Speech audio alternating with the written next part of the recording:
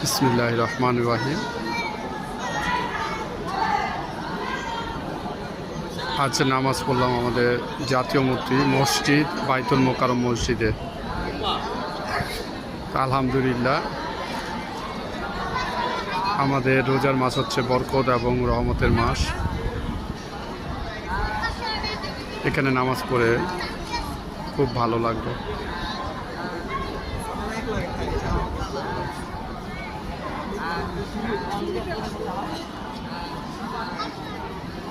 তো রমজান মাসে আমরা বেশি বেশি করে আমল করব এবং গুনাহ থেকে বিরত রাখবো, নিজেকে গুনাহ থেকে বিরত রাখবো।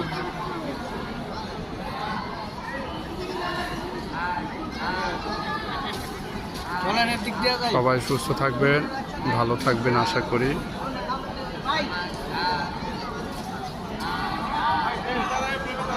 এবং লাইক কমেন্ট দিয়ে আমাদের পাশে থাকবেন। আল্লাহ হাফেজ।